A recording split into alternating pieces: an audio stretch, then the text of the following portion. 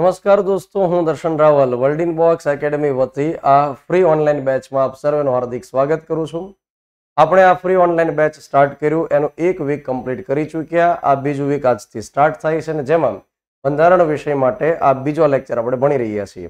જે વિદ્યાર્થીઓ તદ્દન નવા રહેલા છે એમણે આ બીજો લેક્ચર જોવાની સાથે તમારે પહેલો લેક્ચર જોવો એ જરૂરી છે, અને તો આખી ઘટના તમને સમજવામાં સરળતા રહેશે.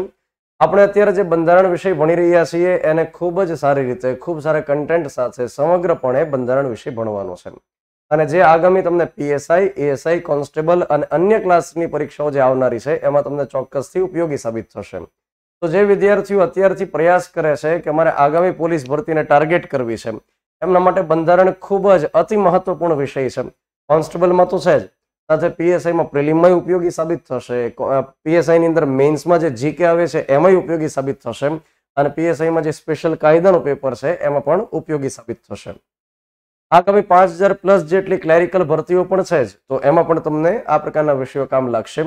ડેઇલી બેઝિસ ઉપર રાત્રે 9 વાગે આપણે તમને એક લેક્ચર આપી રહ્યા છીએ, જેના માટેનું ટાઈમ ટેબલ પણ હોય છે, અને જેના માટે લેક્ચરની પીપીટી જે દિવસે દેવાની હોય એ દિવસે આ ખાસ તમારે ધ્યાન રાખવાનું છે. ઘણા વિદ્યાર્થીઓ કોમેન્ટ કરીને લખતા હોય છે કે પીપીટી નથી આવતી, પીપીટી નથી આવતી, પણ ભાઈ પીપીટી દરેક લેક્ચરમાં આવે જેવું જરૂરી નથી.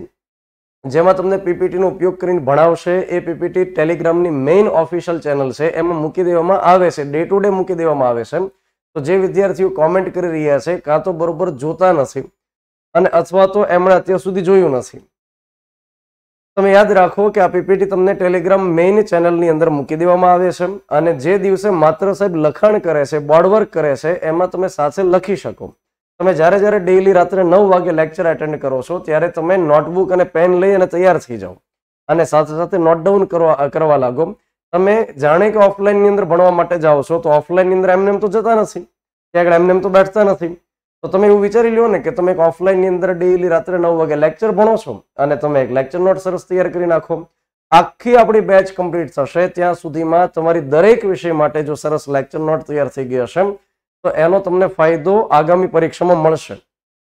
તો આપણે અત્યારે જે ભણી રહ્યા છીએ બંધારણ વિષય, બંધારણમાં આ બીજો લેક્ચર રહેલો છે. અત્યાર સુધીમાં આપણે જે ભણ્યા એમાં મેં તમને બંધારણ સભાની રચના અંગેનું જે બેકગ્રાઉન્ડ રહેલું હતું એના વિશે અભ્યાસ કરાયો.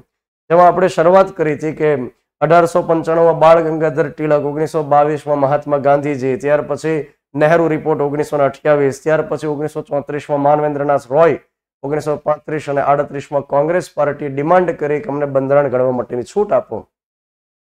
હિંદ છોડો આંદોલન 1942 અંતર્ગત આપણે ચર્ચાઓ કરી. ત્યાર પછી આપણે એ ચર્ચા કરી કે માર્ચ 1946માં કેબિનેટ મિશન ભારતમાં આવે છે, જેમાં 3 સભ્યો રહેલા હતા. પેટ્રિક લોરેન્સ હતા, એવી એલેક્ઝાન્ડર હતા, અને સ્ટેફર્ડ ક્રિપ્સ હતા. કેબિનેટ મિશન જે માર્ચ 1946માં ભારતમાં આવે છે, અને જેનો મુખ્ય ઉદ્દેશ એ રહેલો છે કે ભારતને આઝાદી કઈ રીતે આપી શકાય. એ સમયે જ્યારે કેબિનેટ મિશન ભારતમાં આવે છે એ સમયે ઇંગ્લેન્ડના પ્રાઇમ મિનિસ્ટર હોય છે ક્લેમેન્ટ એટલી, જે લેબર પાર્ટીના હોય છે.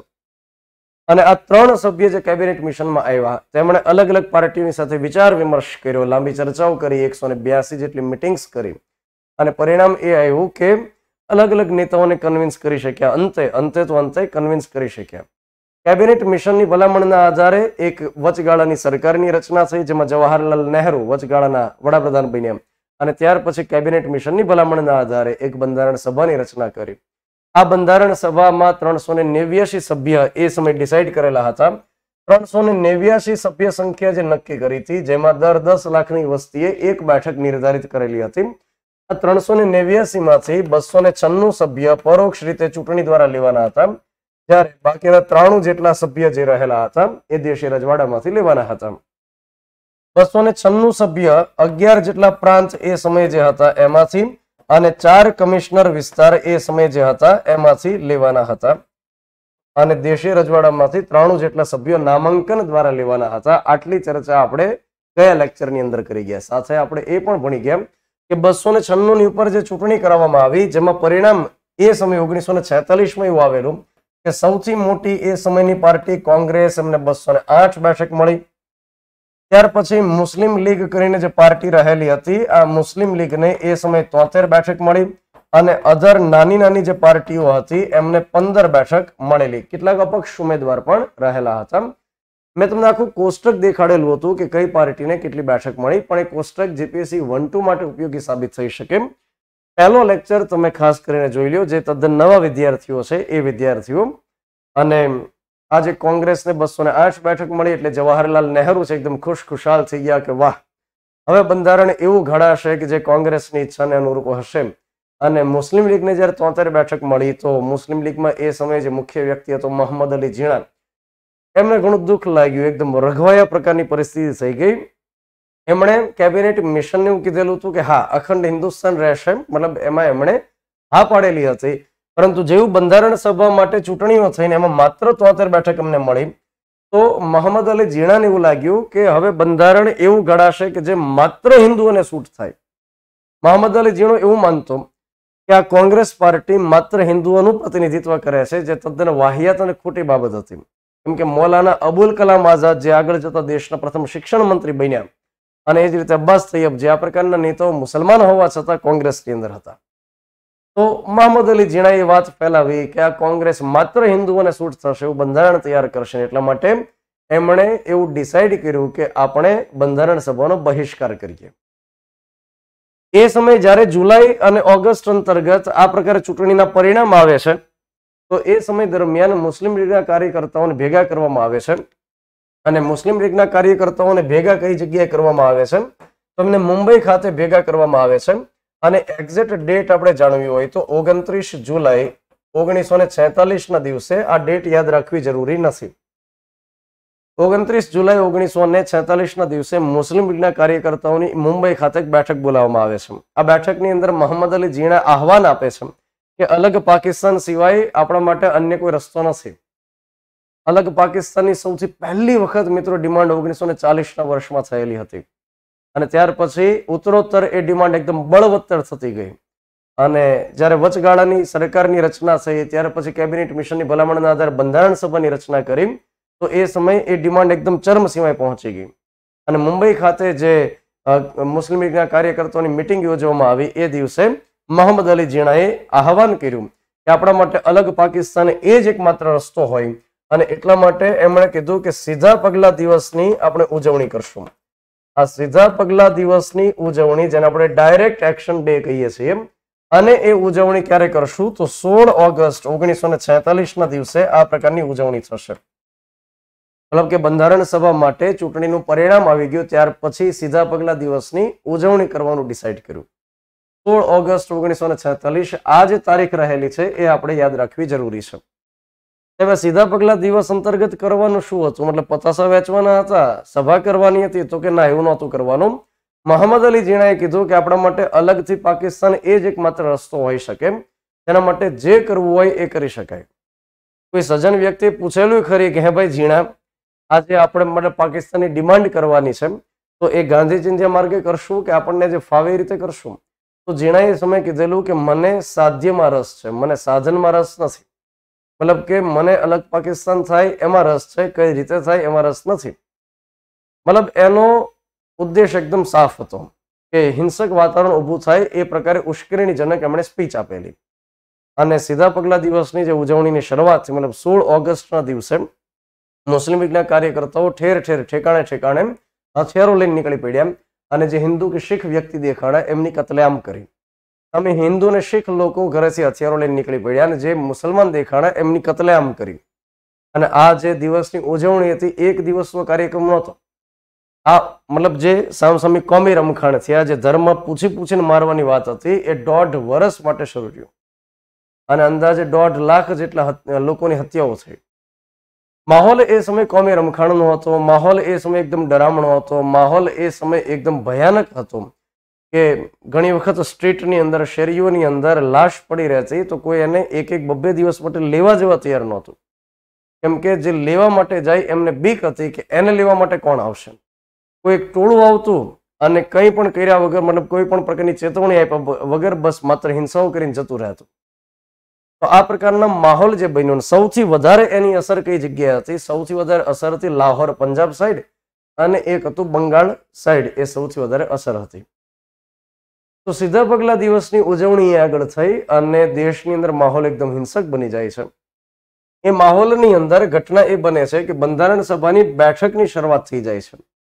એ સમયે કોંગ્રેસ પાર્ટીએ એવું ડિસાઇડ કરેલું કે આપણે તો ચૂંટાયેલા પ્રતિનિધિઓ છીએ અને આપણે મતલબ બંધારણ સભાની બેઠકમાં કેમ ભાગ ન લઈએ, તો બંધારણ સભાની બેઠકની કામગીરી એકદમ શરૂ થઈ જાય છે. એની પહેલા એક આપણે આ વાત કરી લઈએ, મોહમ્મદ અલી ઝીણા જે એક પાર્ટીનું પ્રતિનિધિત્વ કરતા હતા એ મુસ્લિમ લીગ હતી. આ મુસ્લિમ લીગની રચના થઈ જાય છે વર્ષ 1906 ની અંદર. 30 ડિસેમ્બર 1906 ના દિવસે મુસ્લિમ લીગની રચના થાય છે અને જેના મુખ્ય સ્થાપક વ્યક્તિ હતા ખ્વાજા સલીમુલ્લાહ અને બાંગ્લાદેશની અંદર આવેલું પ્લેસ છે ઢાકા, ત્યાં આગળ એની રચના થઈ અને આ જે મુસ્લિમ લીગ છે એનું વિસર્જન કરવામાં આવ્યું 15 ડિસેમ્બર 1947 અને અલગ પાકિસ્તાન થતા આ મુસ્લિમ લીગ જે હતી એ બની જાય છે પાકિસ્તાન મુસ્લિમ લીગ અને જે એક ન્યૂઝપેપર પણ ચલાવે છે જેનું નામ રહેલું છે ડોન. તો આ પ્રકારે મુસ્લિમ લીગ અંતર્ગત જો આપણને સવાલ પૂછાય તો આપણને થોડી ઘણી માહિતી ખ્યાલ હોવી જરૂરી છે. હવે આપણે વાત કરીએ, યાદ રાખો કે સીધા પગલા દિવસની ઉજવણી ઓલરેડી શરૂ છે, મતલબ કે ડાયરેક્ટ એક્શન ડે તો ઓલરેડી શરૂ છે. એ સમયે દેશની અંદર હિંસાનો માહોલ પણ શરૂ છે અને એ દરમિયાન બંધારણ સભાની કામગીરી શરૂ કરવામાં આવે છે.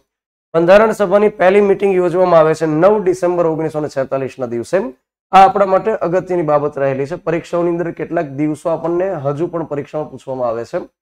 9 ડિસેમ્બર 1946 ના દિવસે બંધારણ સભાની પહેલી બેઠક યોજાય છે જેમાં 207 જેટલા સભ્યો ભાગ લે છે. હવે યાદ રાખો, એ સમય 389 ટોટલ બંધારણ સભામાં સભ્ય સંખ્યા હતી, જેમાંથી 93 સભ્ય દેશી રજવાડામાંથી હતા. દેશી રજવાડાના જે સભ્યો હતા હજી અવઢવમાં હતા કે ભાગ લેવો કે ન લેવો. ત્યાર પછી બંધારણ જે ઘડાય એ આપણને સ્વીકાર્ય નહીં હોય તો શું થશે, મતલબ કે એ કન્ફ્યુઝનમાં હતા. કેટલાક રજવાડાઓને જવાહરલાલ નહેરુની સાથે વાંધો હતો કે કાલ સવારનો જવાહર અમારો વડાપ્રધાન બનશે કે, તો કેટલાક રજવાડાને જવાહરલાલ નહેરુના નેતૃત્વમાં સવાલ હતા. તો દેશી રજવાડાઓ શરૂઆતની અંદર એનાથી અળગા રહ્યા, મતલબ ભાગ ન લીધો. ત્યાર પછી જે 296 હતા એમાં આપણે હમણાં વાત કરી ગયા કે કોંગ્રેસ જે હતું એમને 208 બેઠક મળે છે. મુસ્લિમ લીગે એ સમય ડિસાઇડ કરેલું કે આપણે બહિષ્કાર કરીશું. જોકે એ વાત અલગ છે કે શરૂઆતની અંદર બેઠકોમાં મુસ્લિમ લીગના કાર્યકર્તાઓ ભાગ લીધો પણ હતો, પરંતુ એ ન્યુસન્સ કરવાના ઉદ્દેશથી ભાગ લીધો તો સહયોગ એમણે બિલકુલ નહોતો કર્યો. તો મુસ્લિમ લીગને તો આપણે અત્યારે ગણીએ નહીં. અને અધરની અંદર કેટલી બેઠક હતી? અધરની અંદર 15 બેઠક હતી. તો જેટલા પણ સભ્યો પહેલી બેઠકની અંદર ભાગ લીધો એની સંખ્યા 207 સભ્યની હતી. તો એ સમયે ગૌરવની બાબત હતી કે જે અગાઉ ડિમાન્ડ થયેલી બંધારણ સભા માટે, અગાઉ ડિમાન્ડ થયેલી કાયદા માટે, તો એ સાર્થક સાબિત થાય છે. તો 207 સભ્યોએ ગૌરવભેર રીતે ભાગ લીધો. બંધારણ સભા આવી ગઈ ત્યાર પછી સૌથી પહેલા જેને ઉભા કરવામાં આવ્યા એ વ્યક્તિ હતા આચાર્ય કૃપલાણી, જેને આપણે કહીએ છીએ JB કૃપલાણી. તો આ વ્યક્તિ એ સમયે કોંગ્રેસ પાર્ટીના અધ્યક્ષ હતા. તમને આ સવાલ જો પરીક્ષામાં પૂછાય કે દેશ જ્યારે આઝાદ થાય છે, દેશ જ્યારે સ્વતંત્ર બને છે, એ સમયે કોંગ્રેસ પાર્ટીના અધ્યક્ષ કોણ હતા? આચાર્ય કૃપલાણી, JB કૃપલાણી એ સમયે કોંગ્રેસ પાર્ટીના અધ્યક્ષ હતા. કોંગ્રેસ પાર્ટીના અધ્યક્ષ હતા એટલે એમને બધાએ આગ્રહ રાખ્યો કે તમે ઉભા થાઓ, બંધારણ સભાને સૌથી પહેલા સંબોધિત કરો. JB કૃપલાણીએ સંબોધન આપ્યું અને ત્યાર પછી એમણે બંધારણનું મહત્વ સમજાવ્યું, શા માટે ભેગા થયા છે એનો ઉદ્દેશ સમજાવ્યો. અને ત્યાર પછી એમણે શું કર્યું કે પહેલી બેઠકની અંદર બંધારણ સભાની અંદર નજર ફેરવી અને સૌથી વયોવૃદ્ધ વ્યક્તિ જે હતા, સૌથી ઉંમરલાયક વ્યક્તિ હતા, સૌથી વરિષ્ઠ વ્યક્તિ હતા એવા ડોક્ટર સચ્ચિદાનંદ સિન્હા છે એમને ઉભા કર્યા. ડોક્ટર સચ્ચિદાનંદ સિન્હાને ઉભા કરી એમને બનાવ્યા અસ્થાયી અધ્યક્ષ. અસ્થાયી અધ્યક્ષ એટલે શું થશે તો કે જે પહેલી બેઠક પૂરતા અધ્યક્ષનું કામ કરશે એને આપણે કહેશું અસ્થાયી અધ્યક્ષ, અથવા જેને અત્યારે આપણે શું કહીએ છીએ પ્રોટેમ સ્પીકર જેને કહીએ છીએ. લોકસભા કે વિધાનસભાની પહેલી બેઠકનું આયોજન થાય અને પહેલી બેઠકની અંદર જે વ્યક્તિ અધ્યક્ષતા કરે એને આપણે શું કહીએ? પ્રોટેમ સ્પીકર કહીએ. આ ફ્રાન્સની એક પરંપરા રહેલી છે કે જે વ્યક્તિ ગૃહની અંદર સૌથી વયોવૃદ્ધ વ્યક્તિ હોય એમને પ્રોટેમ સ્પીકર બનાવી શકાય, મતલબ એ વ્યક્તિને આપણે રિસ્પેક્ટ આપી એ ભાવથી પણ કહી શકીએ. સચ્ચિદાનંદ સિન્હા છે એમની તબિયત મતલબ બરોબર હતી નહીં, તો જે બ્રેક પડ્યો બંધારણ સભાની અંદર, જે બ્રેક પડ્યો અને બ્રેકના સેશન પછી જ્યારે બીજું સેશન મળે છે તો એની અંદર સચ્ચિદાનંદ સિન્હા હાજર નહોતા, એ વ્યક્તિ ઘરે જતા રહ્યા હતા, એમની તબિયત મતલબ ડાઉન હતી. તો એમની જગ્યાએ નવા એક વ્યક્તિને પહેલી બેઠકના સંચાલન માટે અધ્યક્ષ બનાવે છે અને એ વ્યક્તિનું નામ હતું ફ્રેન્ક એન્થની. ફ્રેન્ક એન્થની કરીને બીજા એક વ્યક્તિ હતા જેમને પણ અસ્થાયી અધ્યક્ષ બનાવ્યા છે. અને ત્યાર પછી તમામ જેટલા પણ સભ્યો હાજર હતા પહેલી બેઠકમાં એ બધાને શપથ લેવડાવ્યા છે. કોઈ પણ જગ્યાએ પહેલી બેઠકમાં એક જ કામગીરી થાય, જેટલા સભ્ય હાજર હશે એમને પકડીને શપથ લેવડાવવાના. બસ. તો પહેલી બેઠકની કામગીરી આ રીતે 9 ડિસેમ્બર 1946 ના દિવસે કરવામાં આવી. જેબી કૃપલાણીએ સૌથી પહેલા સંબોધન આપ્યું. તો આ જેબી કૃપલાણી વિશે આપણે માહિતી મેળવીએ. 11 નવેમ્બર 1888 ના દિવસે એમનો જન્મ થયેલો. 19 માર્ચ 1982 ના દિવસે એમનું નિધન થયેલું.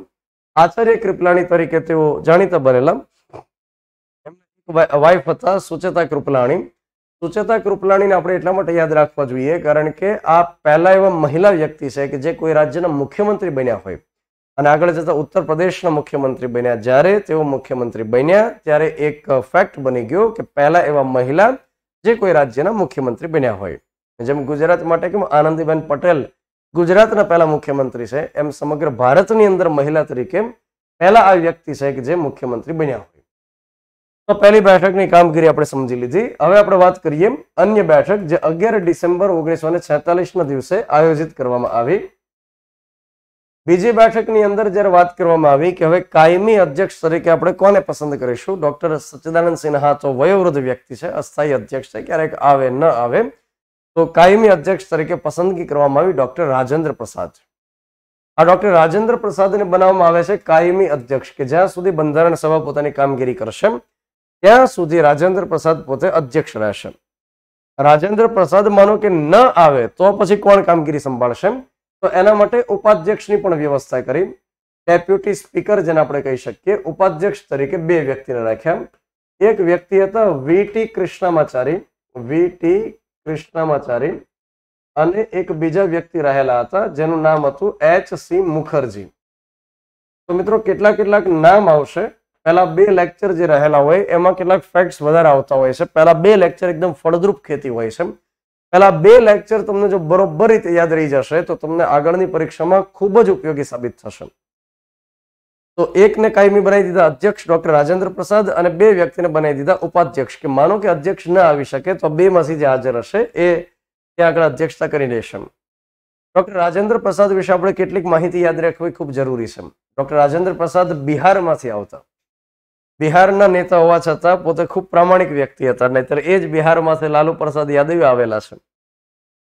એક ઘટના મને યાદ આવે છે કે જ્યારે લાલ બહાદુર શાસ્ત્રી દેશની અંદર રેલવે મંત્રી હતા. લાલ બહાદુર શાસ્ત્રી જય જવાન જય કિસાનનો નારો જેમણે આપેલો અને દેશના બીજા નંબરના વડાપ્રધાન બનેલા. પહેલા તો જવાહરલાલ નહેરુ હતા. એનું નિધન જ્યારે 1964માં થાય છે ત્યારે એ સમય કાર્યકારી વડાપ્રધાન તરીકે ગુલઝારીલાલ નંદા આવે છે, પરંતુ એના પછી જે ફૂલ ટાઈમ પ્રાઇમ મિનિસ્ટર બને છે એ લાલ બહાદુર શાસ્ત્રી છે. તો શાસ્ત્રીજી જે રહેલા હતા જય જવાન જય કિસાન જેમણે નારો આપ્યો અને તાશ્કંદ કરાર દરમિયાન રહસ્યમય રીતે જેમનું નિધન થયું એ લાલ બહાદુર શાસ્ત્રી. લાલ બહાદુર શાસ્ત્રી જ્યારે દેશમાં રેલવે મંત્રી હતા અને એના સમયમાં જ્યારે રેલવે અકસ્માત થયો તો એ વ્યક્તિએ શું કર્યું કે છે નિવૃત્તિ મતલબ કે રાજીનામું આપી દીધું કે ભાઈ હું રેલવે મંત્રી છું, મારા સમયમાં રેલવે અકસ્માત થયો તો મારે રેલવે મંત્રીનું પદ ન રાખવું જોઈએ. ઘણી વખત તમે જોતા હશો કોઈ સારું ક્રિકેટર હોય, કોઈ વિકેટ કીપર હોય અને એનાથી કોઈ કેચ મિસ થઈ જાય તો એ વ્યક્તિ સ્વેચ્છે નિવૃત્તિ લઈ લે કે ભાઈ મારાથી આ પ્રકારે કામગીરી થઈ તો મારે ન રમવું જોઈએ. તો એક પ્રકાર આપણે સ્પિરિટ કહી શકીએ. તો જ્યારે લાલ બહાદુર શાસ્ત્રીએ રાજીનામું આપેલું અને ત્યાર પછીની એક ઘટના બની કે જ્યારે લાલુ પ્રસાદ યાદવ રેલવે મંત્રી હતા એના સમયની અંદર જ્યારે રેલવે અકસ્માત થયેલો અને મીડિયાવાળાએ પૂછેલું કે લાલુ પ્રસાદજી ત્યારે લાલ બહાદુર શાસ્ત્રી રેલવે મંત્રી હતા એમના સમયમાં અકસ્માત છે, મને રાજીનામું દીધેલું, તો તમારું શું કહેવું છે?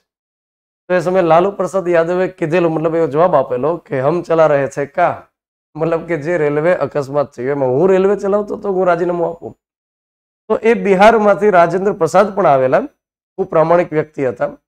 ગાંધીજી જ્યારે પહેલી વખત જે સત્યાગ્રહ કરે છે ચંપારણ સત્યાગ્રહ, જે બિહારમાં ગળીનું વાવેતર પરાણે બળજબરીપૂર્વક કરવામાં આવતું ખેડૂતોની પાસે, એનો વિરોધ કરવા માટે જ્યારે ગાંધીજી ત્યાં આગળ સત્યાગ્રહ કરવા માટે ગયેલા એ સમયે રાજેન્દ્ર પ્રસાદના ઘરે રોકાયેલા. રાજેન્દ્ર પ્રસાદે ચંપારણ સત્યાગ્રહ દરમિયાન ગાંધીજીને લીગલી મદદ પણ કરેલી, કેમ કે રાજેન્દ્ર પ્રસાદ પોતે વ્યવસાય વકીલ પણ હતા. તો એ રાજેન્દ્ર પ્રસાદ જેમણે એક પુસ્તક પણ લખ્યું સત્યાગ્રહ એટ ચંપારણ કરીને એક પુસ્તક પણ લખ્યું. રાજેન્દ્ર પ્રસાદ જે બંધારણ સભાના કાયમી અધ્યક્ષ હતા, બંધારણ સભાએ કામગીરી જ્યારે કમ્પ્લીટ કરી નાખી ત્યારે 1950 ની અંદર પોતે દેશના પહેલા રાષ્ટ્રપતિ બને છે. 1950 ની અંદર એક કામ ચલાવ રાષ્ટ્રપતિ બને છે, કેમ કે દેશની અંદર રાષ્ટ્રપતિની પહેલી ચૂંટણી વર્ષ 1952 માં થઈ છે.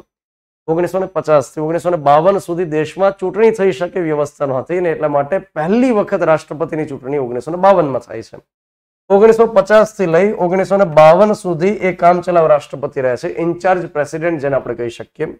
1952 માં એ પોતે રાષ્ટ્રપતિની ચૂંટણી લડે છે, જેમાં જીતે છે. 1957 સુધી 1957 થી લઈ 1962 સુધી ટર્મ ખેંચે છે. પોતે 12 વર્ષ માટે દેશના રાષ્ટ્રપતિ રહે છે, 12 વર્ષ માટે. તો જ્યારે પોતે રાષ્ટ્રપતિ રહે છે એ સમયે રાષ્ટ્રપતિનો પગાર હોય છે 12,000 રૂપિયા. અત્યારે રાષ્ટ્રપતિનો પગાર રહેલો છે 5 લાખ રૂપિયા પૂરા.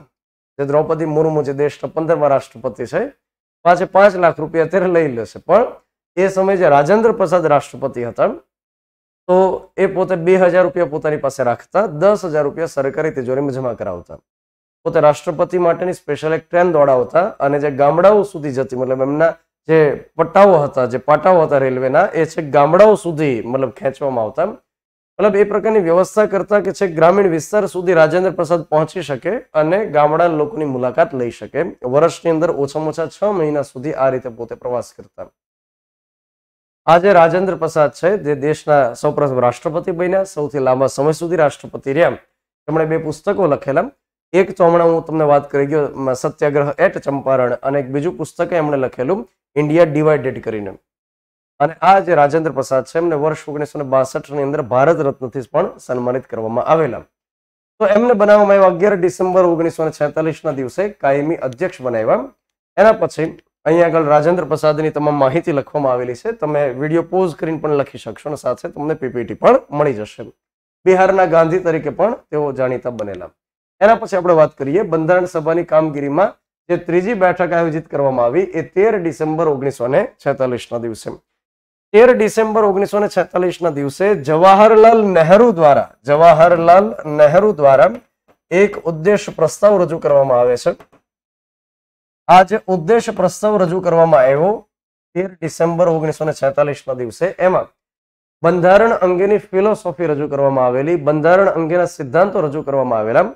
અને જેમ કોઈ એક ઘર તૈયાર થતું હોય, જેમ કોઈ બિલ્ડિંગ તૈયાર થતી હોય, જેના માટે સૌથી પહેલા નકશો તૈયાર કરવામાં આવે, એની જેમ એક નકશો તૈયાર કરવામાં આવ્યો કે ભારતીય બંધારણ કેવું હશે, કેવા કેવા સિદ્ધાંત હશે, ભારતના લોકોને શું મળતું હશે, ભારતના લોકોને કેવા અધિકાર હશે, કેવા સમાનતાને, સ્વતંત્રતાને, અલગ અલગ બાબતોને ન્યાય મળશે. તો આ તમામ પ્રકારની બાબતો જે જગ્યાએ લખવામાં આવી એને આપણે ઉદ્દેશ કહી શકીએ.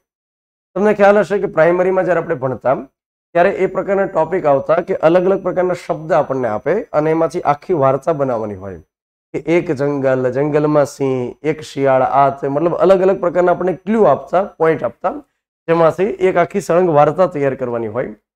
એમ સમજી લ્યો કે આ અલગ અલગ પ્રકારના ક્લ્યુ હતા કે જેની મદદથી આખું બંધારણ તૈયાર કરવાનું હતું. તો આ ઉદ્દેશ પ્રસ્તાવ 13 ડિસેમ્બર 1946 ના દિવસે જવાહરલાલ નહેરુ દ્વારા રજૂ કરવામાં આવે છે. એક ખાસ વિગત યાદ રાખવાની છે કે બંધારણ સભાની અંદર એક વ્યક્તિનો મહત્વપૂર્ણ ફાળો હતો. સમગ્ર બંધારણની અંદર 2 વ્યક્તિનો ફાળો ખૂબ સવિશેષ રહેલો છે. એક વ્યક્તિ રહેલા છે ડોક્ટર B.R. આંબેડકર અને બીજા એક વ્યક્તિ રહેલા છે સર B.N. રાવ. આ સર B.N. રાવ કરીને જે વ્યક્તિ હતા જેનું પૂરું નામ થતું હતું બેનિગલ નરસિંહ રાવ. આ વ્યક્તિ કોઈ રાજકીય નેતા નહોતા. આ વ્યક્તિ હતા ICS. ICS નો મતલબ થાય ઇન્ડિયન સિવિલ સર્વન્ટ. અત્યારે જેને આપણે IAS કહીએ છીએ એ સમય IAS શબ્દ નહોતો, એ સમય ICS હતો. તો અંગ્રેજ વખતના IAS હતા ભાઈ, ICS હતા. તો સર B.N. રાવ જે રહેલા છે એમને બંધારણીય સલાહકાર તરીકે બોલાવવામાં આવતા હતા. તો બંધારણીય સલાહકારની ભૂમિકા એમણે નિભાવી અને આ વ્યક્તિએ એક ડ્રાફ્ટ તૈયાર કરેલો હતો ઉદ્દેશ પ્રસ્તાવ માટેનો, અને એ જવાહરલાલ નહેરુ તરફથી 13 ડિસેમ્બર 1946 ના દિવસે બંધારણ સભા સમક્ષ રજૂ કરવામાં આવ્યો. આ ઉદ્દેશ પ્રસ્તાવ આગળ જતા મિત્રો શું બની જશે તો કે આગળ જતા એ વસ્તુ આમુખ બની જશે, પ્રિએમ્બલ બની જશે, જેની ચર્ચા આપણે અંતે કરશું. હવે સમજો કે આજે આખો ઉદ્દેશ પ્રસ્તાવ તૈયાર કર્યો, જવાહરલાલ નહેરુએ રજૂ કર્યો, તમામ સભ્યોને એની કોપી આપવામાં આવી, પરંતુ એને પસાર ન કરાયો. પસાર એટલા માટે ન કરાયો કારણ કે એક તો એના ઉપર ચર્ચા કરી શકાય અને બીજું એક કારણ એ પણ હતું કે એ સમયે મુસ્લિમ લીગના જે કાર્યકર્તાઓ હતા એ ભાગ નહોતા લેતા. મુસ્લિમ લીગના જે 73 જેટલા ચૂંટાયેલા મેમ્બર હતા એ ભાગ નહોતા લેતા. તો બંધારણ સભાની અંદર એ બાબત ઉપર ચર્ચા કરી કે એક કામ કરીએ, મુસ્લિમ લીગના સભ્યોને આવવા દઈએ, ને તમને એવું લાગશે કે અમે નહોતા અને આ લોકોએ એક ઉદ્દેશ પ્રસ્તાવ જે હતો એને પસાર કરાવી દીધો. તેમની રાહ પણ જોવામાં આવી, પણ રાહ ક્યાં સુધી જોઈ શકાય. M.R. જયકર કરીને વ્યક્તિ હતા, એમણે સજેશન આપેલું હતું અને બંધારણ સભાએ સ્વીકાર કર્યો હતો. M.R. જયકરે કીધેલું હતું કે આપણે કામ કરવું જોઈએ કે જ્યાં સુધી મુસ્લિમ લીગના ચૂંટાયેલા સભ્ય ન આવે ત્યાં સુધી આપણે ઉદ્દેશ પ્રસ્તાવ પસાર ન કરાવવો જોઈએ, પણ ક્યાં સુધી મતલબ ન કરાવે. અને અંતે 22 જાન્યુઆરી 1947 ના દિવસે 22 જાન્યુઆરી 1947 ના દિવસે ઉદ્દેશ પ્રસ્તાવને બહુમતી સાથે પસાર કરાવે છે. આ બે તારીખ આપણે જીવનમાં યાદ રાખવી પડશે, 13 ડિસેમ્બર 1946 અને 22 જાન્યુઆરી 1947. હવે ઘટના શું બની કે 3 દિવસ મતલબ 3 અલગ અલગ બેઠકની કામગીરી થઈ ગઈ. 9 ડિસેમ્બર, 11 ડિસેમ્બર, 13 ડિસેમ્બર અને ત્યાર પછી 22 જાન્યુઆરીના દિવસે એનો સ્વીકાર થઈ ગયો. હવે યાદ કરો કે એ સમય દરમિયાન કોમી રમખાણ તો હતા, એ સમય હત્યાઓનો સિલસિલો એમને શરૂ હતો. ગાંધીજી એ સમય બંધારણ સભામાં ભાગ નહોતા લેતા. ગાંધીજી એ સમયે જે એવા રમખાણગ્રસ્ત વિસ્તાર હતા એમાં ભાગ લેતા હતા. એમાં તમને ખ્યાલ હશે કે નોઆખલી કે જ્યાં આગળ ગાંધીજી એ સમયે સમાધાન કરવા માટે ગયેલા હતા, એમનું જે ચિત્ર હતું ગાંધીજી નોઆખલીની અંદર રમખાણગ્રસ્ત વિસ્તારની અંદર જે આંટા મારી રહ્યા છે એનું ચિત્ર ભારતીય બંધારણની અંદર પણ દોરવામાં આવેલું છે.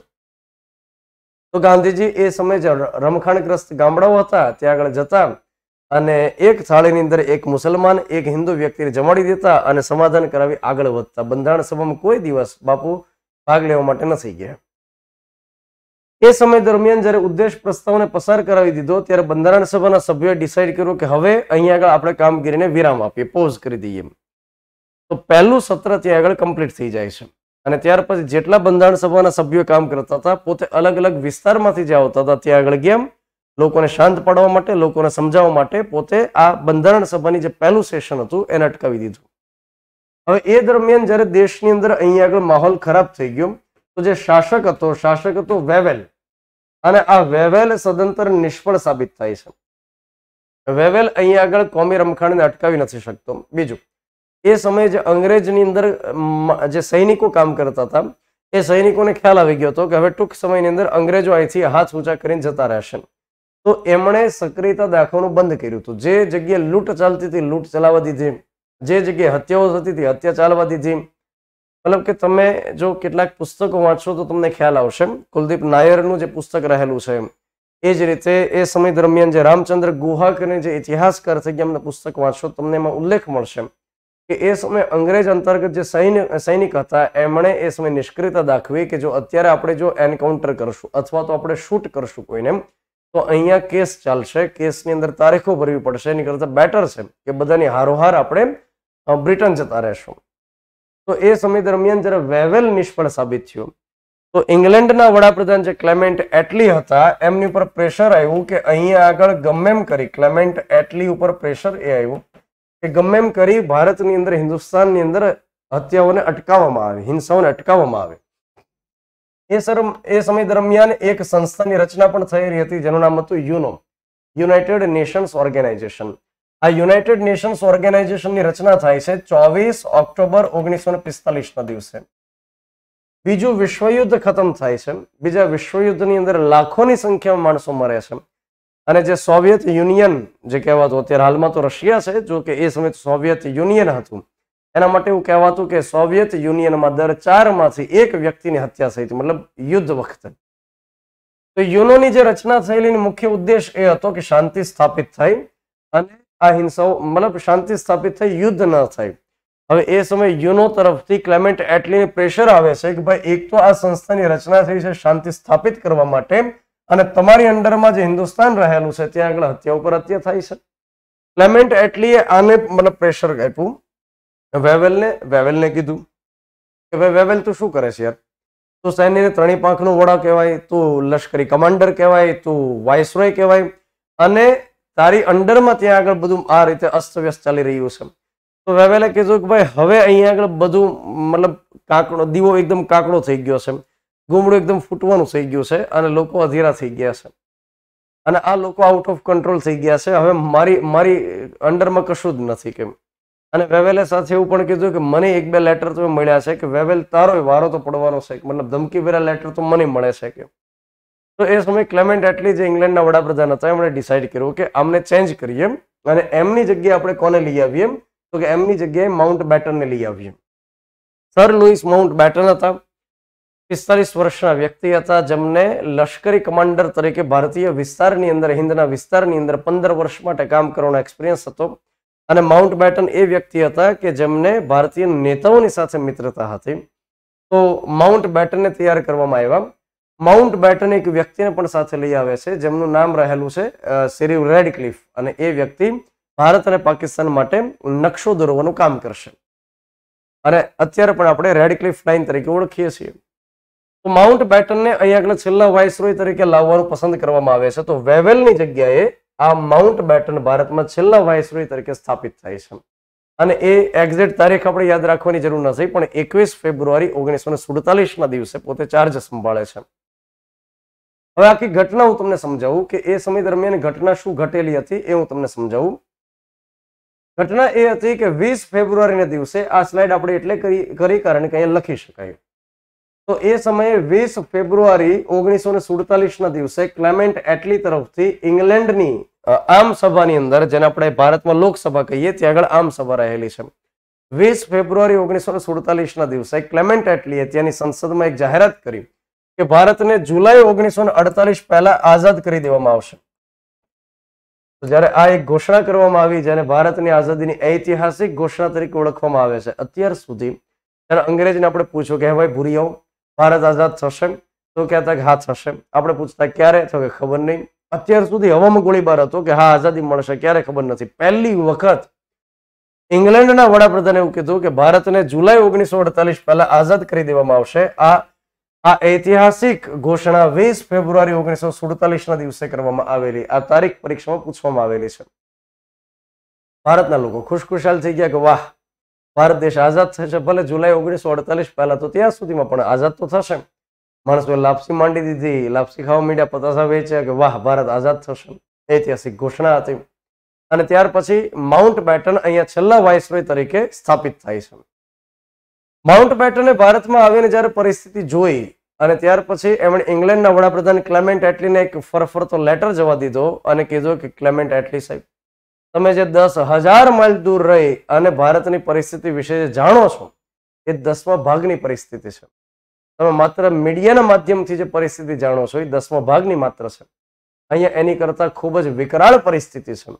અને જો તમે જુલાઈ 1948 સુધી રાહ જોશો તો હું આવતો રહું છું, મતલબ મારી વાઇસરોય નથી રહેવું.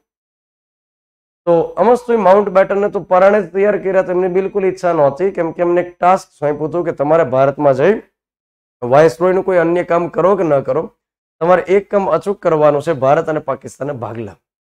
માઉન્ટ બેટન એમના માટે તૈયાર નહોતા. માઉન્ટ બેટનને ખ્યાલ હતો કે જ્યારે એક માના બે સંતાન કરવામાં આવે, એક ધરતીમાંથી બે દેશ કરવામાં આવે, તો હંમેશા લોહિયાળ જંગ થતી હોય છે. ઉત્તર કોરિયા, દક્ષિણ કોરિયા, ઇઝરાયલ, પેલેસ્ટાઇન અને સોવિયત યુનિયનના તો 1990-91માં 15 સંતાન થયા હતા. અને એમાંનું જ એક સંતાન યુક્રેન જે અત્યારે પણ લડી રહ્યું છે. અને ભારત પાકિસ્તાન એક જ માના બે સંતાન છે, એક જ ધરતીમાંથી બનેલા બે દેશ છે. તો ઘટના આખી એ છે કે માઉન્ટ બેટન તૈયાર નહોતા, એમને પરાણે તૈયાર કરેલા હતા કે તમારે જવાનું છે અને તમારે ત્યાં આગળ આ પરિસ્થિતિ સંભાળવાની છે. તો ભારતમાં સ્થાપિત થયા પછી એમણે ઇંગ્લેન્ડના વડાપ્રધાને એક લેટર લખ્યો અને કીધું કે જુલાઈ 1948 જે રહેલું છે થોડું લાંબુ પડી જાય એમ છે સાહેબ, એક કામ કરો, વહેલા આઝાદ કરવા પડે એમ છે. ક્લેમેન્ટ એટલી માઉન્ટ બેટનને છૂટ આપે છે કે તમે એક ડ્રાફ્ટ તૈયાર કરો, યોજના તૈયાર કરો, આપણે જોઈ લઈએ. અને માઉન્ટ બેટન યોજના તૈયાર કરે છે, જેને માઉન્ટ બેટન યોજના તરીકે આપણે ઓળખીએ છીએ. આ માઉન્ટ બેટન યોજના કઈ તારીખે રજૂ કરવામાં આવી એ સવાલ પણ પરીક્ષામાં આવેલો છે. 3 જૂન 1947 ના દિવસે આ યોજના રજૂ કરવામાં આવી. મિત્રો થોડી હિંમત રાખવાની છે. હિંમત એટલા માટે કે 2 લેક્ચરની અંદર તારીખ ઘણી આવશે અને એ જો આપણે યાદ રાખી લેશું તો આપણું કામ થઈ જશે. અને વિશ્વાસ રાખો કે 2 લેક્ચર પછી ખાસ એટલી તારીખો નથી આવતી, પછી તો આપણે મસ્ત અનુચ્છેદ ભણશું, સમજશું, અર્થઘટન સમજશું. 3 જૂન 1947 ના દિવસે આ માઉન્ટ બેટન યોજનાની રજૂઆત કરવામાં આવે છે અને પહેલી વખત 3 જૂન 1947 ના દિવસે ઘોષણા કરવામાં આવે છે કે ભારતની આઝાદીની તારીખ 15 ઓગસ્ટ 1947 રહેશે. તો ભારત દેશ આઝાદ થશે 15 ઓગસ્ટ 1947 ના દિવસે. એની ઘોષણા સૌથી પહેલી વખત 3 જૂન 1947 ના દિવસે કરવામાં આવે છે. માણસો ઓર ખુશખુશાલ થઈ ગયા કે વાહ, પહેલા તો જુલાઈ 1948 ની વાત હતી, હવે તો બહુ એકદમ ઝડપથી તારીખ આવી જશે. કેમ? હવે એ સમયે ભારત દેશ ગુલામ હતો. એ સમયે ભારત દેશને આઝાદ કરવા માટે એક બિલ પસાર કરવું પડે. બિલ ક્યાંથી પસાર કરવું પડે? ઇંગ્લેન્ડની સંસદમાંથી પસાર કરવું પડે. તો ઇંગ્લેન્ડની સંસદમાંથી એ બિલને પસાર કરવામાં આવે છે 5 જુલાઈ 1947 ના દિવસે. તો માઉન્ટ બેટન યોજના ઉપર આધારિત એક બિલ તૈયાર કરે છે, જે બિલનું નામ રહેલું છે હિન્દ સ્વાતંત્ર્ય ધારો. હિન્દ સ્વાતંત્ર્ય ધારો 1947. અને આ જે બિલ રહેલું છે એને ઇંગ્લેન્ડની સંસદમાંથી 5 જુલાઈ 1947 ના દિવસે પસાર કરવામાં આવે છે.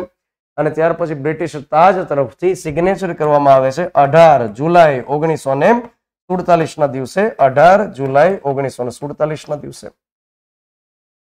તો મિત્રો, આ જે તારીખ છે એ પણ પરીક્ષામાં પૂછાયેલી છે. મારી કેટલીક મજબૂરી છે કે મારે તારીખ દેવી પડે છે. કેટલાક નવા જે વિદ્યાર્થીઓ હશે, જે ફ્રેશર વિદ્યાર્થીઓ હશે, એકદમ ગરમા ગરમ માર્કેટમાં આવ્યા છે, એ બધું સાંભળીને હેંગ થઈ ગયા હશે કે આટલી બધી તારીખો કેમ આવે છે. તારીખો કોઈ જગ્યાએ લખી નાખો, એક સરસ મજાનું એક કોષ્ટક બનાવી નાખો. વિશ્વાસ રાખો, આ તારીખો પાકી થઈ ગઈ હશે તો પરીક્ષામાં કામ લાગી જશે. તો અગેન હું તમને એક વખત કહી દઉં. 3 જૂન 1947 ના દિવસે માઉન્ટ બેટન યોજના રજૂ થાય છે, જેમાં એક તારીખનો ઉલ્લેખ કરવામાં આવે છે 15 ઓગસ્ટ 1947. હવે એ યોજનાના આધારે એક બિલ તૈયાર થાય છે અને હિન્દ સ્વાતંત્ર્ય ધારો જેને આપણે કહીએ, ઇંગ્લેન્ડની સંસદમાંથી 5 જુલાઈ 1947 ના દિવસે પસાર થાય છે. અને બ્રિટિશ તાજ તરફથી 18 જુલાઈ 1947 ના દિવસે એને સિગ્નેચર મળે છે, મંજૂરી મળે છે. ભારતના લોકો ખુશખુશાલ થઈ ગયા, દેશ આઝાદ થશે, ઉજવણી કરવા લાગ્યા. પણ એ સમય દરમિયાન 15 ઓગસ્ટ 1947 જે દિવસ હતો, પહેલા ઉજવણી તો કરી નાખી, પરંતુ કેટલાક વ્યક્તિઓએ વાત એ ફેલાવી કે 15 ઓગસ્ટ 1947 જે દિવસ છે, શુક્રવાર જે આવે છે, આ દિવસે વહેલી સવારથી ખરબ ખરબ ચોકડીએ શરૂ થાય છે. ભારત માટે અપશુકનિયાળ દિવસ છે. અને એ સમયે તો માનતા હતા, આ બધાની અંદર અંધશ્રદ્ધામાં માનતા, પછી આ રીતે મુહૂર્તમાં માનતા, મતલબ એ સમય તો ઘોર રીતે માનતા. અત્યારે હાલમાં માનવામાં આવે છે. અને સાચી વાત એ હશે, મુહૂર્તની અંદર જે માને છે, મને કોઈ વિરોધ નથી. આ તો એ સમયની વાત કરું છું કે એ સમયે પંડિતો તરફથી, બ્રાહ્મણો તરફથી એક વાત કરવામાં આવી કે આ દિવસે જો દેશ આઝાદ થશે તો વહેલી તકે વળી પાછો ગુલામ બનશે. જવાહરલાલ નહેરુને રજૂઆત કરી કે ભાઈ દેશના લોકોની લાગણી એમ છે કે 15 ઓગસ્ટનો જે દિવસ છે એમાં તારીખમાં ચેન્જ કરવામાં આવે. નહેરુએ વાત કરી માઉન્ટ બેટનને. માઉન્ટ બેટન તો ભૂરીયો હતો, ડિપ્લોમેટિક હતો. એમણે તો શું કરવું હતું, બીજું વિશ્વયુદ્ધ જે 15 ઓગસ્ટ 1945 ના દિવસે ખતમ થયું હતું, એની બીજી વર્ષગાંઠની ઉજવણી કરવી હતી. તો જવાહરલાલ નહેરુએ એ પ્રયાસ કર્યો કે જે માઉન્ટ બેટનના વાઇફ હતા એડવિના બેટન, એ એડવિના બેટનની મળી આવ્યા હતા. ઇતિહાસકારો તો એવું કહે છે કે નહેરુ અને એડવિના બેટનને મિત્રતા હતી, પત્ર વ્યવહાર હતો, ખૂબ સારી ગાઢ મિત્રતા હતી. ઇતિહાસકારો એવું લખે છે. મેં તમને જે હમણાં વાત કરી કે રામચંદ્ર ગુહા, એમણે પોતે લખેલું છે કે ડેઇલી જ્યારે અહીંથી માઉન્ટ બેટન અને એડવિના બેટન લંડન જતા રહ્યા તો ડેઇલી બેઝિસ ઉપર એક લેટર જવાહરલાલ નહેરુનો ત્યાં લંડન જતો અને લંડનથી એક લેટર ડેઇલી બેઝિસ ઉપર અહીંયા નહેરુને મળતો. અને જે સમયે લેટર મળવામાં વાર લાગતી તો નહેરુ એકદમ ધુઆપુઆ થઈ જતા, અધિકારીઓને ખીજાઈ જતા કે લેટર કેમ મોડો મળ્યો કે. તો એડવિના બેટનની વાત કરી કે થોડું જોઈ લ્યો, મતલબ માઉન્ટ બેટને સમજાવી લ્યો. એમાં નિષ્ફળતા મળી અંતે એક વચલો રસ્તો કાઢ્યો. વચલો રસ્તો એ હતો કે 14મી ઓગસ્ટના રાત્રે 12 વાગ્યાને 1 મિનિટ થઈ ગઈ તો એમને 15મી ઓગસ્ટ મતલબ કહેવાય જાય તો 12 વાગ્યાને 1 મિનિટથી ઉજવણીની શરૂઆત કરી. રાત્રે 12 વાગ્યાથી વહેલી સવારે 6 વાગ્યા સુધી ઉજવણી થઈ. ભારત દેશ જે આઝાદ થયોની ઉજવણી રાત્રે 12 વાગ્યાથી શરૂ કરી દીધી, વહેલી સવારે 6 વાગ્યા સુધી ઉજવણી શરૂ રાખી. કેટલાક એવું કહે છે કે પાકિસ્તાન 14મી ઓગસ્ટે આઝાદ થઈ ગયું. ના ભાઈ ના, મતલબ જે અધૂરા ઘડાઓ હોય છે, જેનું વાંચન ઓછું હોય છે, એવું ભણાવે છે કે 14 ઓગસ્ટના દિવસે પાકિસ્તાન આઝાદ થયું અને 15મી ઓગસ્ટે ભારત આઝાદ થયું. તે તદ્દન વાહિયાત અને ખોટી બાબત છે. બીબીસી હિન્દી ન્યૂઝ છે, એમણે ડોક્યુમેન્ટરી બનાવેલી છે આ બાબત ઉપર, તથ્ય સાથે વાત કરેલી છે કે બંને દેશ 15મી ઓગસ્ટના દિવસે જ આઝાદ થયા. અને જો તેમ છતાં તમને ન ગળે બેઠે તો હિન્દ સ્વાતંત્ર્ય ધારો એની પીડીએફ તમે લઈ લો, ઇન્ટરનેટમાં અવેલેબલ છે, જેમાં પહેલું વાક્ય લખેલું છે કે 15 ઓગસ્ટના દિવસે બંને દેશ આઝાદ થાય છે. તો 14મી ઓગસ્ટ રાત્રે 12 વાગે 15મી ઓગસ્ટ થઈ ગઈ અને ત્યારે અડધી રાત્રિથી આ ઉજવણીની શરૂઆત થઈ. જવાહરલાલ નહેરુ તરફથી એક સ્પીચ આપવામાં આવી, અ ટ્રાઇસ્ટ વિથ ઇટ્સ ડેસ્ટિની કરીને. આ સવાલ પણ પરીક્ષામાં આવેલો છે કે આ સ્પીચ કોણે આપેલી છે. અ ટ્રાઇસ્ટ વિથ ઇટ્સ ડેસ્ટિની કરીને સ્પીચ આપી. મધરાત્રિએ જ્યારે વિશ્વ આખું સૂઈ રહ્યું છે ત્યારે ભારતનો સૂર્યોદય થઈ રહ્યો છે. અને ત્યાર પછી જેબી કૃપલાણીના જે વાઇફ હતા સુચેતા કૃપલાણી એ આવ્યા. સુચેતા કૃપલાણીએ શું કર્યું? સુચેતા કૃપલાણીએ એ સમયે એક કવિતાનું પઠન કર્યું. તારે જહાં સે અચ્છા હિન્દુસ્તા હમારા, કવિ ઇકબાલની જે કવિતા હતી એનું પઠન કર્યું. અને આખી રાત દેશના લોકો જાગ્યા અને ઉજવણી કરી. ગાંધીજી એ સમયે કોલકાતામાં હતા, જેમણે મૌન વ્રત અને ઉપવાસ ધારણ કર્યા. કેમ કે એમના જે માનીતા એક સંતાન હતા મહાદેવભાઈ દેસાઈ. મહાદેવભાઈ દેસાઈ એમના માનીતા સંતાન હતા. આમ તો ગાંધીજીના સગા 4 સંતાન હતા, જે તમારામાંથી ઘણાને ખ્યાલ હશે. ઓફલાઈનમાં મારી પાસે જે ભણતા હશે એમને ખ્યાલ હશે. હરિલાલ, મણીલાલ, રામદાસ, દેવદાસ. હરિલાલ, મણીલાલ, રામદાસ, દેવદાસ આ એમના સગા 4 સંતાન હતા.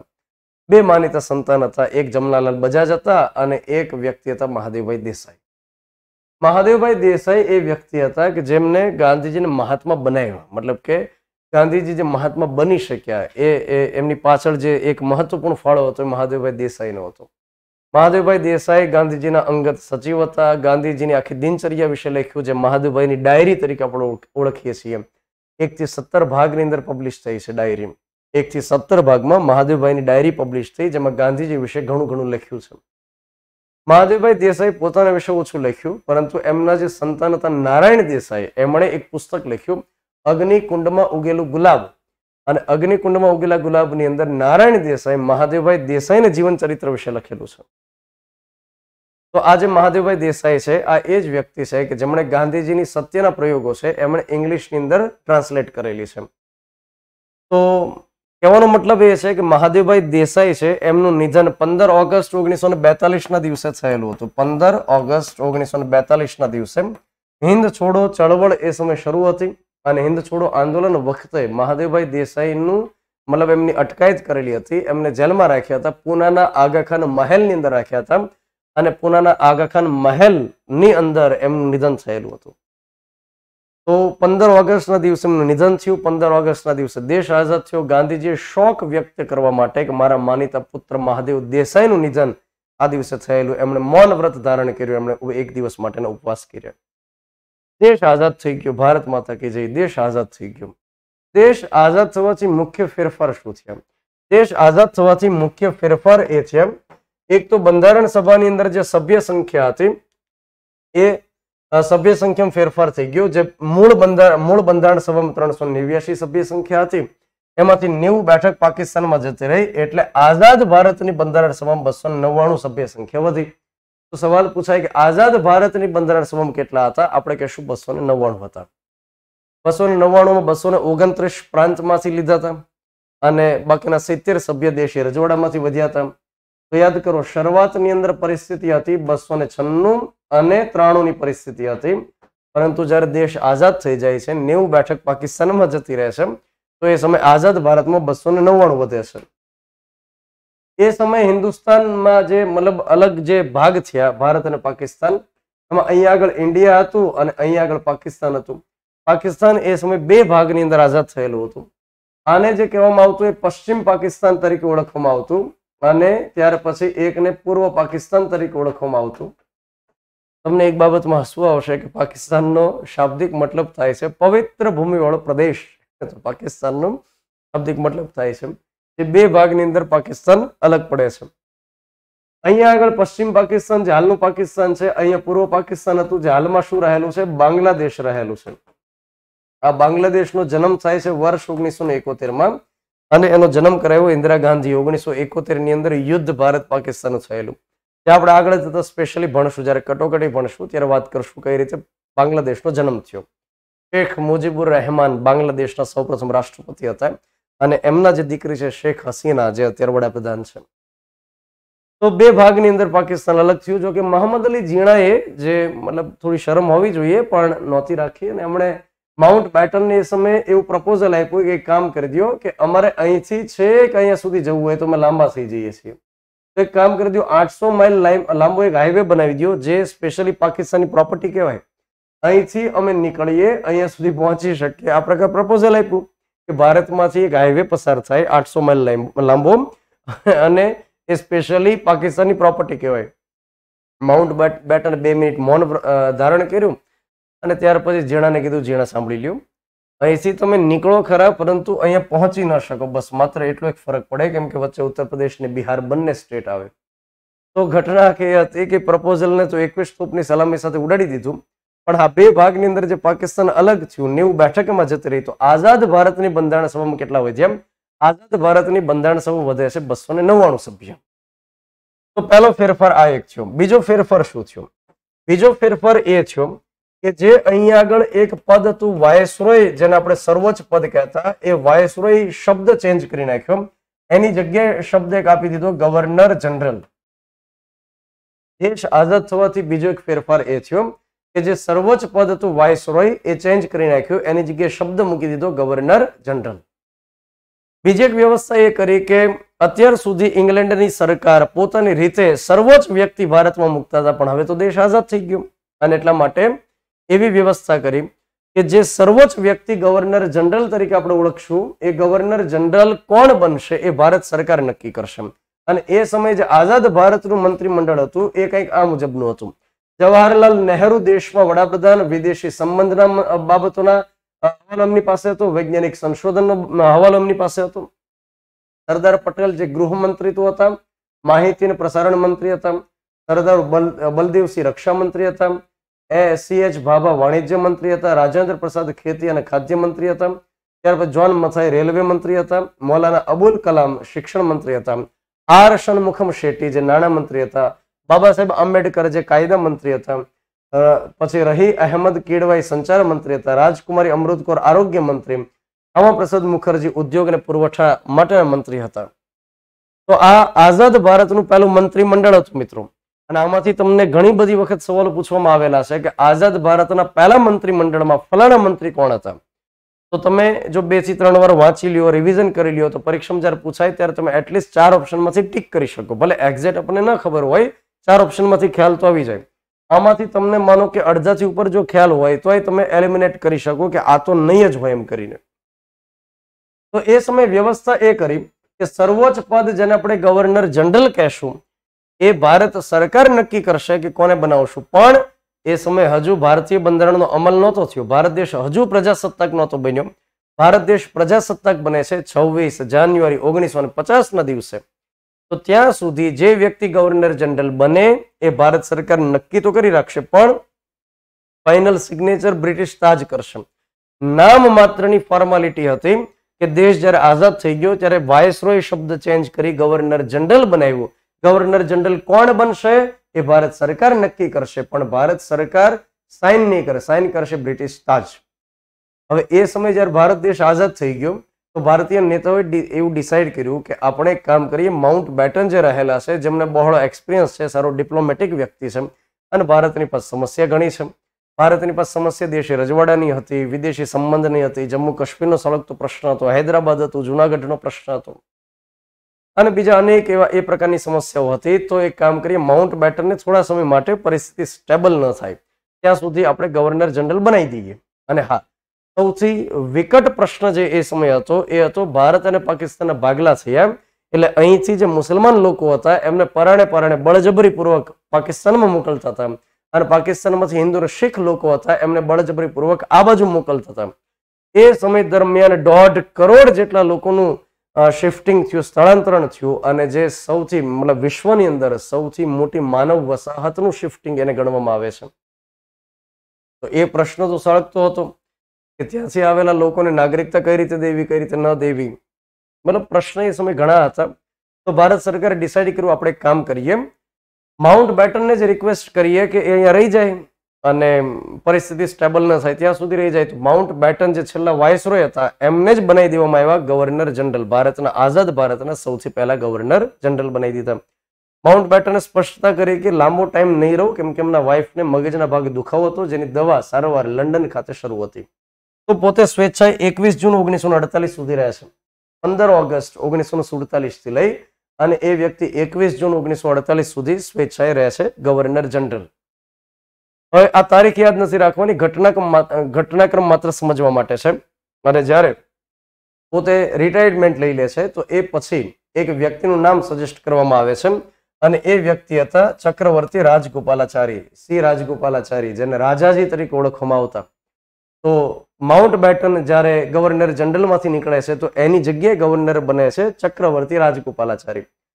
પહેલી વખત એક ભારતીય વ્યક્તિ સર્વોચ્ચ સ્થાન ઉપર બેસે છે એટલા માટે ભારતના લોકો માટે ગૌરવની વાત હતી. અત્યાર સુધી સર્વોચ્ચ સ્થાન ઉપર કોણ બેઠતા? એકલા ભૂરિયા જ બેઠતા, ઇંગ્લેન્ડમાંથી આવતા, બેઠી જતા.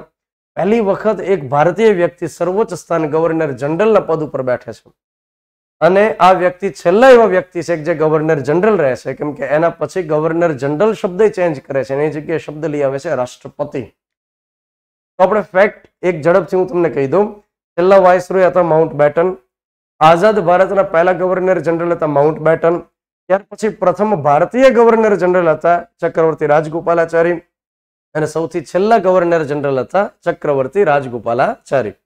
રાજગોપાલાચારી વિશે આપણે માહિતી મેળવીએ તો આ જે વ્યક્તિ હતા રાજગોપાલાચારી, આ વ્યક્તિ રાજાજી તરીકે જાણીતા બન્યા હતા, મદ્રાસને બિલોંગ કરતા અને આ વ્યક્તિ પશ્ચિમ બંગાળમાં રાજ્યપાલ પણ રહી ચૂકેલા હતા અને આ વ્યક્તિ મદ્રાસના મુખ્યમંત્રી આગળ જતા રહ્યા.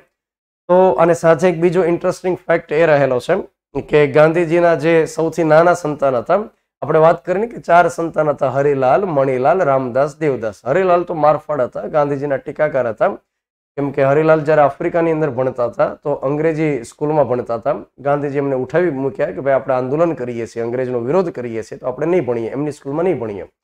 તો હરિલાલે પૂછ્યું કે બાપુ તો મને કોણ ભણાવશે? બાપુએ કીધું હું બેટા તને ભણાવીશ, ડેલી રાત્રે ભણાવીશ. ગાંધીજી ક્યારેય ભણાવવા નહીં, ખાસ ટાઈમ ના આપી શકે અને હરિલાલને એ અફસોસ રહી ગયો કે મારા બાપુએ મને ભણાવ્યા નહીં. અને હરિલાલે ભરીને મીડિયાની અંદર આપ્યું કે મારા બાપુએ મને ન ભણાવ્યું. હરિલાલ ઘોર વિરોધી હતા, મતલબ કે એમના ટીકાકાર હતા. પણ એમના જે સૌથી નાના સંતાન હતા દેવદાસ, આ જે દેવદાસ કરીને વ્યક્તિ હતા એ બાપુની સાથે સાથે જતા. ગાંધીજી જ્યારે જ્યારે ચક્રવર્તી રાજગોપાલાચારીને ઘરે જતા તો દેવદાસ એમની સાથે જતા અને ચક્રવર્તી રાજગોપાલાચારીને એક દીકરી હતા જેનું નામ હતું લક્ષ્મી. તો દેવદાસ અને લક્ષ્મી આ બેને સેટ થઈ ગયેલું અને એ સમયની અંદર લવ મેરેજ કરેલા અને બાપુએ માન્યતા પણ આપેલી. તો અત્યારે હાલમાં ઇન્ટરકાસ્ટની અંદર ઘણા વાંધો હોય છે, આ તો ઇન્ટરસ્ટેટ મેરેજ થઈ ગયા અને વાજતે ગાજતે જાન લઈને ગયા બાપુ ગુજરાતથી મદ્રાસ અને મતલબ બેના મેરેજ કરાવ્યા. તો એ હિસાબે ગાંધીજી અને ચક્રવર્તી રાજગોપાલાચારી બંને એકબીજાને સમજી થતા હતા. તો આ જે રાજાજી છે એમને બનાવ્યા દેશના સૌપ્રથમ ભારતીય ગવર્નર જનરલ અને સૌથી છેલ્લા ગવર્નર જનરલ. હવે આપણે વાત એ કરીએ કે એ સમયે બંધારણ સભાની અંદર અલગ અલગ 22 સમિતિઓ હતી અને 22 સમિતિઓમાં 8 મુખ્ય સમિતિ હતી અને 4 ગૌણ સમિતિઓ હતી. જ્યારે દેશ આઝાદ થઈ ગયો એ સમયે જ્યારે જેબી કૃપલાણી, મૌલાના આઝાદ અને જવાહરલાલ નહેરુ ગાંધીજીના આશીર્વાદ લેવા માટે ગયેલા કે બાપુ આશીર્વાદ આપો, એકદમ સરસ મજાનું આદર્શ બંધારણ તૈયાર કરીએ. તો બાપુએ એ સમય કીધેલું કે તમે અલગ અલગ દેશના બંધારણનો અભ્યાસ ભલે કરો, અલગ અલગ દેશમાંથી રેફરન્સ ભલે રાખો, તમે બંધારણ એવું તૈયાર કરજો કે ભારતના લોકોની ઈચ્છાને અનુરૂપ હોય. ટાઈમ ટેબલ એવું બનાવવાનું વાંચવાનું કે જેને આપણે ફોલો કરી શકીએ. આદર્શ નહીં સવારે 5 વાગે જાગવું, ત્યાર પછી રાત્રે 1 વાગે સૂવું, ત્યાર પછી કેટલી વાર પાણી પીવા ઉભા થવું, બધાનો ઉલ્લેખ કરીએ. આદર્શ ટાઈમ ટેબલની જરૂર નથી. ટાઈમ ટેબલ એવું હોય કે જેને તમે ફોલો કરી શકો. તો બાપુએ શું કીધું કે બંધારણ આદર્શ નહીં હોય તો ચાલશે, બંધારણ લોકોની ઈચ્છાને અનુરૂપ હોવું જોઈએ. અને અલગ અલગ સમિતિઓની રચના કરી, જેમાં 8 મુખ્ય સમિતિ હતી અને 14 ગૌણ સમિતિઓ હતી.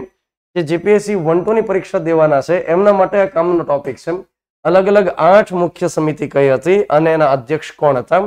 તો તમે જુઓ, મુસદ્દા સમિતિ, જેને અન્ય શબ્દની અંદર પ્રારૂપ સમિતિ કહેવામાં આવે, જેને ખરડા સમિતિ કહેવામાં આવે, જેને ડ્રાફ્ટિંગ કમિટી કહેવામાં આવે. તો મુસદ્દા સમિતિમાં અધ્યક્ષ હતા ડોક્ટર BR આંબેડકર. સંઘ શક્તિ સમિતિ એક રહેલી હતી જેના અધ્યક્ષ હતા જવાહરલાલ નહેરુ. સંઘીય બંધારણ સમિતિ જવાહરલાલ નહેરુ. પ્રાંતીય બંધારણ સમિતિ સરદાર પટેલ. મૂળભૂત અધિકાર, અનુસૂચિત જનજાતિ, અનુસૂચિત વિસ્તાર, લઘુમતી સંબંધી સલાહકાર સમિતિ સરદાર પટેલ. પછી પ્રક્રિયા અંગેના નિયમો માટેની સમિતિ રાજેન્દ્ર પ્રસાદ. રાજ્ય સાથેની સમાધાન કરવા માટેની સમિતિ એના અધ્યક્ષ હતા જવાહરલાલ નહેરુ અને સંચાલન સમિતિ રાજેન્દ્ર પ્રસાદ. 8 સમિતિના અધ્યક્ષ નામ તો જ તમારે પાકા કરવાના જો તમારે જીપીએસસી 1-2 દેવી હોય તો. એમાં પરીક્ષામાં સવાલ પૂછાય છે. કેટલીક પેટા સમિતિ હતી, એના અધ્યક્ષ કોણ હતા એ પણ તમે વિડીયો પોઝ કરી અને તમે લખી શકો, પીપીટી પણ તમને મળી જશે. તો આ તમારે નામ એટલા જ માટે જો જીપીએસસી બોર્ડને ટાર્ગેટ કરો તો ક્લાસ 3 માં જરૂરી નથી. હવે આપણે વાત કરીએ કે સૌથી અગત્યની જે સમિતિ હતી જેનું નામ હતું મુસદ્દા સમિતિ. સૌથી મહત્વપૂર્ણ કમિટી હતી ડ્રાફ્ટિંગ કમિટી. ડ્રાફ્ટિંગ કમિટીમાં બી.આર. આંબેડકર જે અધ્યક્ષ હતા એ સહિત 7 સભ્ય હતા. તમને સવાલ આમાંથી પૂછાય છે કે જે સૌથી મહત્વપૂર્ણ સમિતિ હતી એમાં નીચેનામાંથી કોણ સભ્ય હતા, કોણ સભ્ય નહોતા, તો આપણને ખ્યાલ આવવો જોઈએ.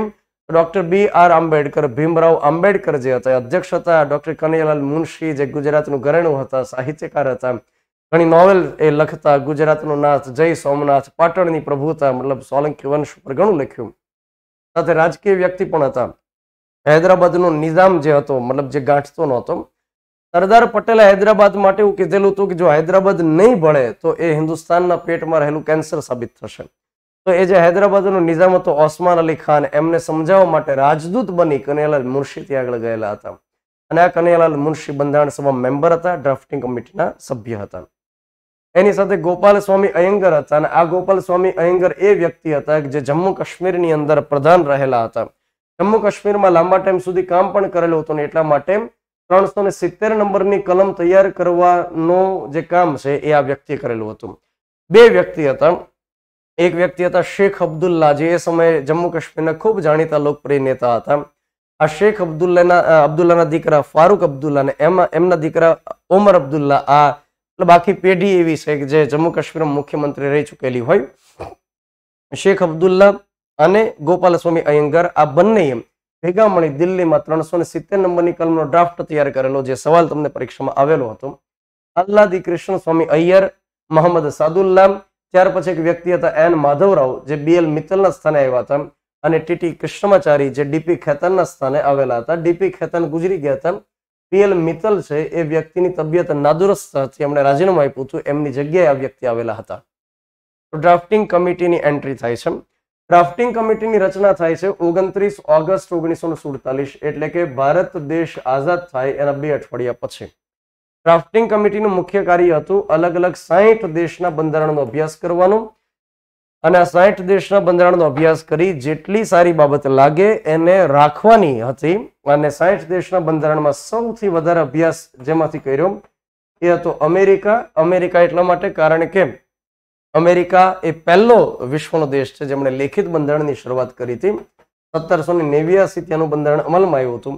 અને ત્યાર પછી એક અન્ય દેશ રહેલો બ્રિટન. આ બ્રિટનનો આપણને પ્રત્યક્ષ અનુભવ હતો ને એટલા માટે આપણે સૌથી વધારે 2 દેશ પાસેથી શીખ્યા. બાકી ઘણા દેશ પાસેથી આપણે લીધું છે. આપણે સ્ત્રોત અલગથી ભણશું અને જેમ જેમ ટોપિક ચાલે એમ હું તમને ભણાવીશ. તો ડ્રાફ્ટિંગ કમિટીનું મુખ્ય કાર્ય હતું અલગ અલગ દેશના બંધારણનો અભ્યાસ કરી જે સારી બાબત લાગે એનો સારાંશ તૈયાર કરવાનું હતું. એ જે સારાંશ તૈયાર કરે એ એક વ્યક્તિને આપવામાં આવતો હતો જેનું નામ હતું S.N. મુખર્જી નામના વ્યક્તિ હતા. અને S.N. મુખર્જી આ પણ ICS વ્યક્તિ હતા. આ વ્યક્તિએ ભારતીય બંધારણના અનુચ્છેદ લખવાની કામગીરી કરી, અનુચ્છેદના શબ્દ તૈયાર કરવાની કામગીરી કરી, અને એટલા માટે આ વ્યક્તિને ચીફ ડ્રાફ્ટમેન તરીકે ઓળખવામાં આવે છે. તો 2 ICS હતા, એક સર બી.એન. રાવ હતા, બંધારણીય સલાહકાર હતા, અને એક વ્યક્તિ હતા S.N. મુખર્જી. એમણે ડ્રાફ્ટ તૈયાર મતલબ ડ્રાફ્ટમેન મતલબ એણે અનુચ્છેદના શબ્દ તૈયાર કર્યા. તો અલગ અલગ મુસદ્દા સમિતિ સારાંશ તૈયાર કરીને આપે એની મદદથી બને એટલા સરળ શબ્દની અંદર અનુચ્છેદ લખવાની કામગીરી S.N. મુખર્જીએ કરી. S.N. મુખર્જીની માટે જે સરળ શબ્દ હતા એ આપણી માટે અઘરા સાબિત થાય છે. તો મુસદ્દા સમિતિએ કામગીરીની શરૂઆત કરીને બાકી ઘણી સમિતિઓ રહેલી હતી, અલગ નાની મોટી 22 સમિતિઓ હતી. હવે આ બંધારણ કઈ રીતે મતલબ તૈયાર થયું, ત્યાર પછી ડોક્ટર બી.આર. આંબેડકર વિશેની માહિતી, ત્યાર પછી કઈ રીતે બંધારણનો સ્વીકાર કર્યો અને શા માટે 26 જાન્યુઆરી 1950 ના દિવસે જ એનો અમલ કરવામાં આવ્યો. તો આવતા સેશનની અંદર બધું આ જ સેશનમાં ભણી લઈએ તો કેમ મેળ પડશે, અને ઘણી લાંબી મેટર છે. તો ભણશું, આરામથી ભણશું, કન્ટેન્ટને પૂરેપૂરો ભણશું, મજા કરશું. તો આગામી લેક્ચરની અંદર બંધારણ સભાની કામગીરી આપણી કમ્પ્લીટ થશે અને ત્યાર પછી આમુખનો અભ્યાસ આપણે શરૂ કરશું, રાષ્ટ્રીય પ્રતીક ભણશું અને ત્યાર પછી આપણે ભણશું ભાગ નંબર 1. આવતા લેક્ચરમાં બંધારણ સભાની કામગીરી સંપૂર્ણ કમ્પ્લીટ થઈ જશે અને ત્યાર પછી આમુખની પ્રક્રિયા આપણે શરૂ કરી દઈશું. તો આગામી સમયની અંદર તમારે જે ટાઈમ ટેબલ રહેલું છે એ હું તમને જણાવી દઉં છું. યાદ રાખજો, બંધારણ સભાની કામગીરી હજુ અધૂરી છે. બી.આર. આંબેડકરની એન્ટ્રી થઈ છે, એમના વિશેની તમામ માહિતી પણ આપણે ભેગી કરશું અને કઈ રીતે બંધારણ ઘડતરની પ્રક્રિયા થઈ એ સમજશું. તો આજના દિવસે તમે બંધારણ વિષયનો લેક્ચર ભણ્યા. આવતીકાલે ભૂગોળ વિદ શિવાંગ રાવલ સાહેબ ભણાવવા માટે આવશે તમને. એના પછી કાયદો કૌશિક પંડ્યા સર ભણાવશે. નિલેશ ગૌસ્વામી લોજિક ગુરુ ગણિત ભણાવશે. એના પછી અંગ્રેજી પ્રશાંત પંચાલ સર, ઇતિહાસ મેહુલ સર અને કૃતાર્થ વાઘેલા સર તમને કરંટ અફેર્સ ભણાવશે. તો આ મુજબ ટાઈમ ટેબલ રહેલું છે. એકવાર નોટ ડાઉન કરી લો મિત્રો. તમને જે વસ્તુ મળી રહી છે ખૂબ મૂલ્યવાન વસ્તુ છે. અત્યારના સમયની અંદર પૈસા કરતા સૌથી વધારે કિંમત જ્ઞાનની છે, નોલેજની છે, જે તમને અત્યારે મળી રહ્યું છે. અમને કોઈ ખાસ અપેક્ષા નથી ભાઈ તમારી પાસેથી. અમને માત્ર એટલી અપેક્ષા છે કે તમે રેગ્યુલર બેસિસ ઉપર આ લેક્ચર જુઓ. અમારા માધ્યમથી કેટલાક વિદ્યાર્થીઓ પરીક્ષા પાસ થઈ શકે તો અમારા માટે સારી બાબત છે. કોઈ માર્કેટિંગ કરી વિદ્યાર્થીઓને ખેંચી લેવા, સાચું ખોટું બોલી, લહેકાવ કરી, શેરો શાયરી કરીને તમને ખેંચી લેવા એવો કોઈ ઉદ્દેશ નથી. અમારો ઉદ્દેશ એ છે કે જે તદ્દન ફ્રેશર વિદ્યાર્થીઓ છે ખાલી ખોટા કોઈ કન્ટેન્ટ જોઈ અને કરિયર બગાડે એની કરતા બેટર છે સારી વસ્તુ એમને પીરસીએ. તો લેક્ચરને વધુ લોકો સુધી પહોંચાડો એ તો ધર્મનું કામ છે. તમારા રિલેટિવ સુધી તો એટલીસ્ટ પહોંચાડો, તમારા મિત્ર સુધી પહોંચાડો. વધુ ને વધુ લોકો આ લેક્ચર જોવે એ બસ મારી અપેક્ષા છે. મળીએ છીએ આવતા લેક્ચરની અંદર મિત્રો. બંધારણ સભાની કામગીરીને કમ્પ્લીટ કરશું. ત્યાં સુધી જય હિન્દ, જય Bharat. Thank you very much.